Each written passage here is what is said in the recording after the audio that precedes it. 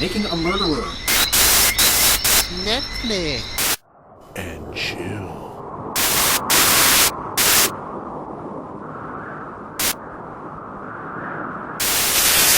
Hello and welcome to Netflix and Chill, where we binge watch Netflix programming and let you know what we think of them, so you don't have to go through the trouble of maybe watching something you will not enjoy. We are going into, well, I am going into Sabrina Season 3.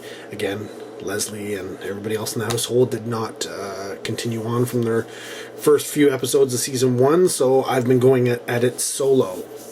And this will contain some spoilers in regards to the first couple of seasons. So if you haven't seen it,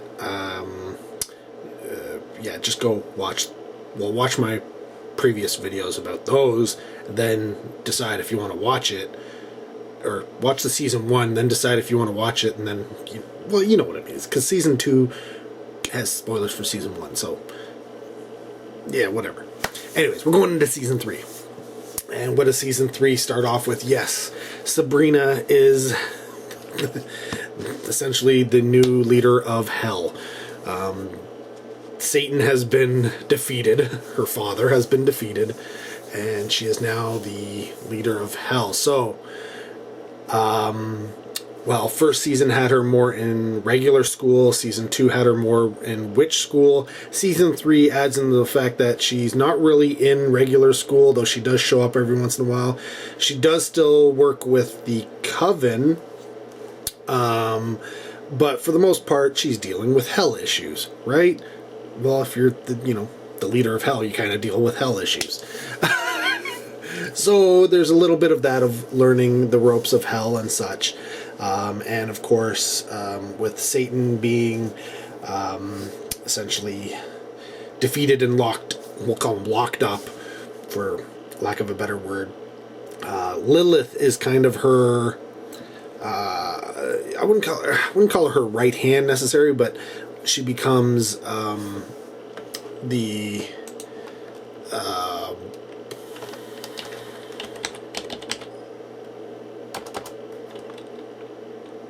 what would you call it? Like,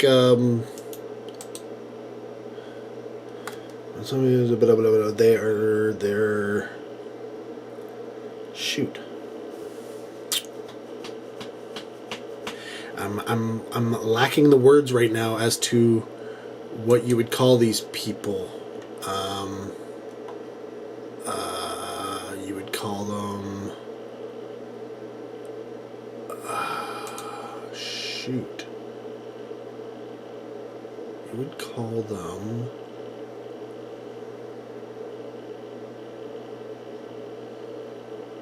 advisors. Advisors. That's the word I'm looking for. I can't believe I couldn't think of that. Okay. So, she is the main advisor. And so a lot of it is dealing with that whole portion of it, to the point where there is a challenge against Sabrina's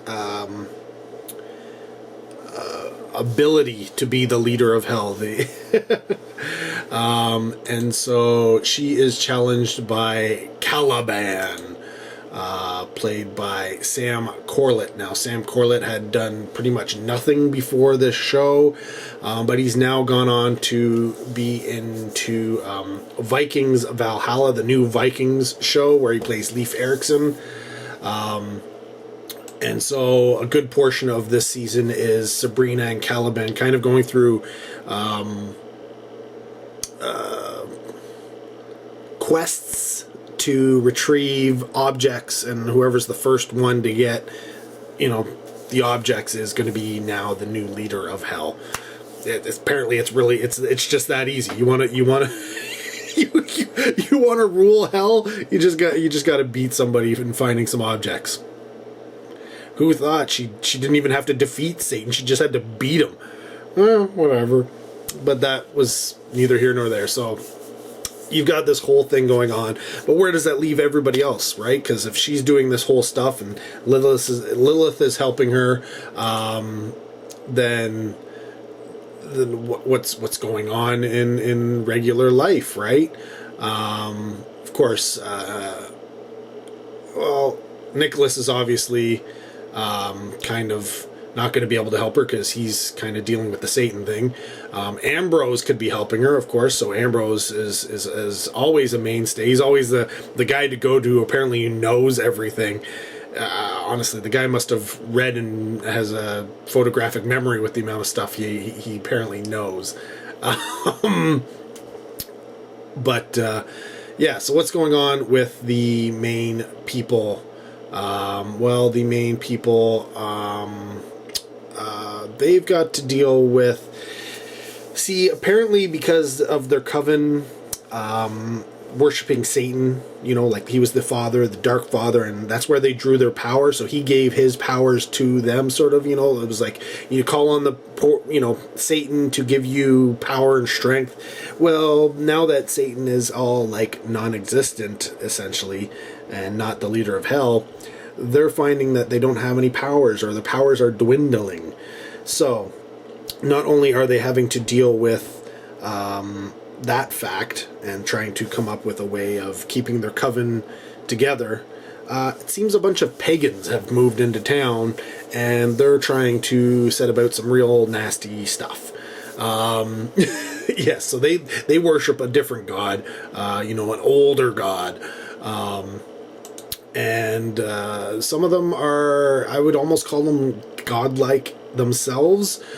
First is Pan. Now we all know Pan, right? The dude with the flute, right? You know, he's got the goat legs and I don't know, whatever.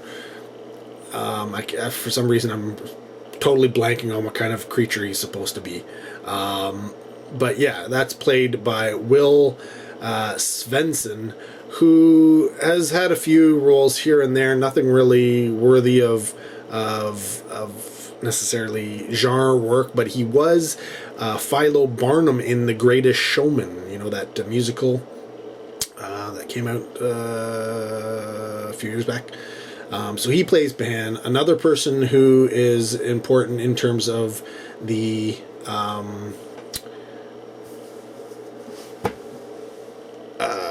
pagans is the character of Circe, who is a pagan witch, and she transforms things. So she was like turning people into stone and stuff, and she's played by Lucy Guest. Now Lucy Guest, again, not a lot of stuff going on in terms of she's been in a bunch of stuff, but nothing really you would know about. She was in a TV series called Health Nuts. She played Zoe in a couple of episodes of Orphan Black. She was Vivian's assistant in a few episodes of iZombie. If you're into television from Canada, you may know the show called Blackstone, though, where she played Tina in a few episodes. But outside of that, you probably don't know her. Another one is the character of Nagaina, I guess you would reduce it, who is kind of like she's a Gorgon, she's a Medusa, right? And that's played by Vanessa Rubio, who prior to this, a few things here. She was in Celebrity Ghost Stories, if you watch that show. Well, one episode at least. But since then, I think it was since this, or no, it was... She was in, I guess around before this, just before this, and then after this, she continued on. She's been in Cobra Kai, you know, that Karate Kid show, playing the character of Carmen. So I think, she's been in, since like 2018, so that's when the show started. So you had that going on. Of course, that, who knows where that's gonna go, right? Because I can't really get into that, because that would, like, give away some stuff. But I will say that the two elements that I just brought up, the whole Sabrina dealing with the, maintaining her control over hell and the coven trying to deal with these pagans. And that portion actually brings in not just the coven, but also the, what should we call it, the high school kids. Because Theo has a love interest. Yes, Theo gets a love interest in here, so everybody's got a love interest going on. Like, I mean, everybody. So, so Theo now has a love interest, and that ties back to, and that's kind of a, I should have said spoiler, because you see it coming, but just in case. But yeah, so that ties back to the pagans, and that's how they all kind of, because the pagans need a virgin to sacrifice to their god. So yeah, they're, of course, nobody in the coven's a virgin, so they're going to the high school, right? So everything ends up coming together, and you know, it's a big climactic, kind of really, really fast.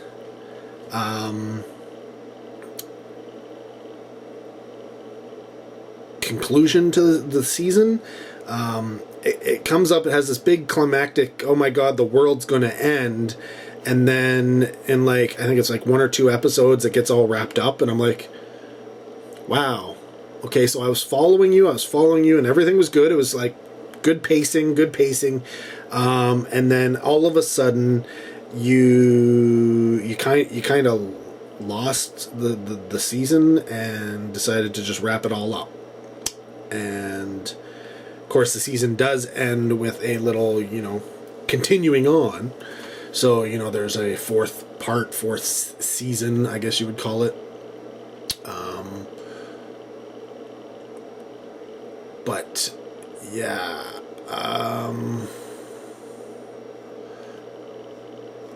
at least there's supposed to be a fourth thing in this. But I did hear that the series was canceled as well. So, what are you gonna do?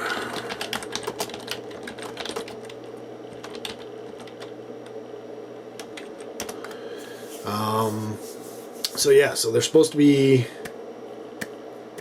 4 seasons, so at least we get one more. You'll see me again once more to talk about this. Again, that'll have some spoilers that I'm not getting into. Yeah, it is cool. You get to see a lot more witches. You get to see a lot more death. And you get to see pagans, which is cool. I was just kind of surprised. I see, this is the thing. The pagans come in, and I think it's only because the witches are, their powers dwindling, that the pagans can actually do anything. Because otherwise, I think the witches would probably just be able to, like, do some crazy spells and the pagans would go away. Because, I mean, the pagans have powers, but they're not quite the same as, like, the witches stuff, where the witches are able to, like, shoot fire and lightning and poison and actually, the witches are pretty powerful in the Sabrina show. I'm quite surprised at what they can do. I mean, they can raise the dead. They can control people. They can, like, they get some crazy powers. Like, honestly, and it doesn't seem like it's. I mean, when the other witches come in, all of them seem more specified in terms of what they can do. I mean, they probably can do other things, but they really are specific in terms of what their knowledge base is, which is what you kind of expect. But outside of that, it seems like, at least with the Spellman family and such, that they're very general. Well, some of them are very general in terms of their knowledge and what they can do. And it's just so weird that, you know, they're casting all sorts of different spells, but it's kind of one of those problems where what's a low-level spell, what's a high-level spell, what's, you know, because they don't really go over that, and some of the high-level spells don't really seem that high-level. They say it takes a lot of energy to cast a spell, or, you know, there's no way to do it without something or some other object or something like that. But honestly, when you're watching it, Sabrina and everybody seems to make it really easy. Like, I get it, she's supposed to be the main character and all powerful and such, but I get it. I get it. But let's have a little bit of difficulty going on. Because, yeah. Sabrina doesn't know very much about witchcraft, and yet somehow she's able to do more than any other witch. That's all I'm saying. Right? But, anyways, yeah. So, I'm continuing on. I don't think this third season was necessarily as good as the first or even the second season, but I did like the addition of the pagans, something else other than just the coven and high school drama and such like that. So that was kind of nice. So yeah, we'll see what happens with season 4. Anyways, comment down below. Have you been watching the series? Are you into it? Let me know. Keep it spoiler free, at least up to, you can spoil seasons 1 and 2. That's fine. Season 3, be a little iffy. Don't even talk about season 4 yet. Anyways, comment down below. Love to hear from you. Thanks for watching. Till next video, take care. Have a good one.